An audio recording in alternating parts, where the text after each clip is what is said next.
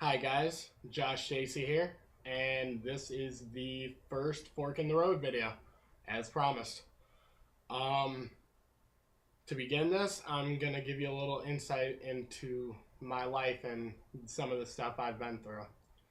This past Thursday, August 2nd, marks a year since I tried to kill myself. Since then, I've been through counseling. I spent a week at the Toledo Rehab Center and working on myself.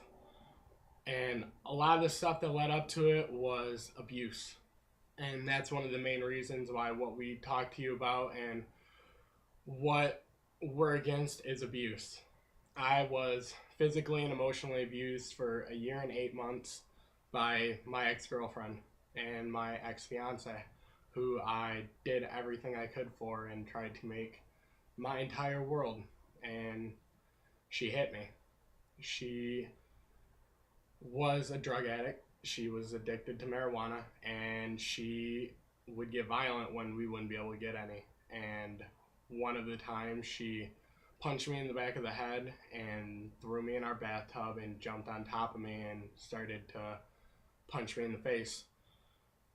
I couldn't defend myself because I had been in a car accident and I had sprained my neck and my back, and I couldn't push her off of me. And after that, she hit me a few more times, but then I fought back. I never hit her. I just told her she needed to quit. Violence is never the answer. If you're being abused, you need to tell someone about it. You need to talk about it, and don't ever let anybody drive you to that point because it's so not worth it. She drove me to push everyone in my life out of it that was important to me. My friends, my family, everyone. And once it was over, and once I had done that and I had gotten help, today was actually a year ago that I reconnected with my family and told them how sorry I was for everything I had put them through, and they accepted me back. And we've been through so much the past 5 years. In 2007, my father passed away. He had a heart attack. And at the time, I was dating a girl who ended up sleeping with my best friend, and he was supposed to be the best man in my wedding. It was one of the most emotionally disturbing things I'd ever been through in my life, and it took me so long to get over it. It probably took 3 to 4 years, and I still have issues with it, but I've been able to forgive both of them because we were kids back then. Things were different. People change. And that's the different relationships I've had in my life were what led me to develop the seven concepts behind what we talk to you guys about, which are forgiveness, honesty, trust, respect, positivity, faith, and destiny. Without those seven things, I never would have made it through these past 5 years. I never would have made it through the relationships that I had. I've had my best friends abandon me when I needed them most. I've had people come in and out of my life that I thought would be there forever.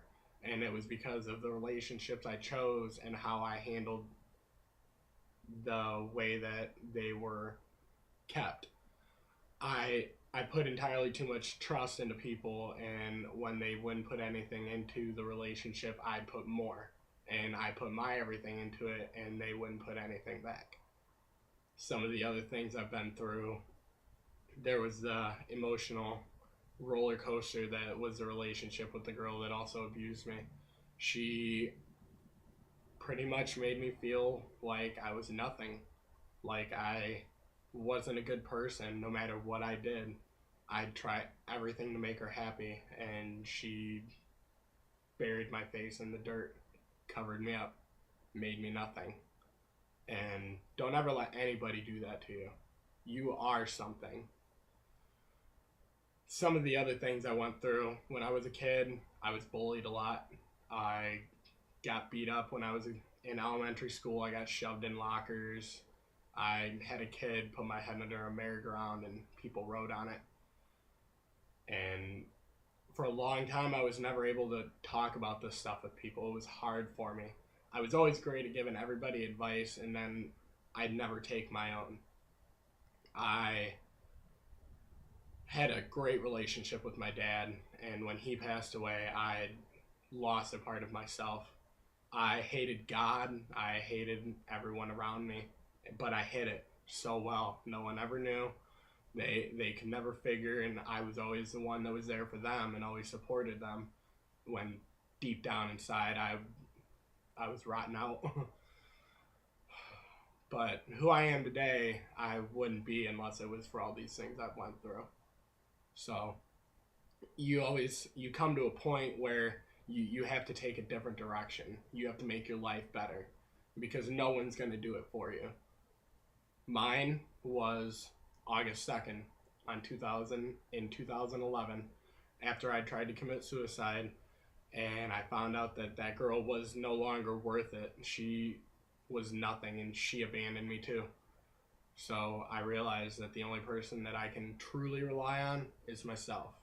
That doesn't mean push anybody and everybody out of your life. It just means give trust, honesty, respect, forgiveness, positive feelings, faith in people, and the destiny to be a part of your life later. Hand it out to the people that deserve it, to the people that do matter, and to the people that aren't going to abuse it. So, anytime you ever need someone to talk to, I will be there for you. You can text me. My cell phone number is 419-705-4397. If I don't answer you right away, if it's late at night, I might be asleep, but I will answer you back. Because being alone during those hard times is the worst part ever. But if you can't talk to me, there's someone you always can talk to, and that's God. He is one of the only reasons I've made it through all of this too. I was saved on September 10th, 2011, and ever since then, I've been able to find the good in the world when it felt like there was nothing. So I really appreciate all of you sitting here, listening to what I have to say, and it means so much that you're behind my organization, and so much that you want to be a part of this and help us to change the world. So any way you can help, whether it's telling people or whether it's getting involved, I want you to be a part of it. And I thank you so much for having the faith and the strength to be a part of it and to help and back us up and to be behind me. Because without you guys, our organization is nothing. So thank you so much for your time. Have a wonderful day. And be watching for us next week so that you can hear Lindsay's story. God bless you all. Thank you.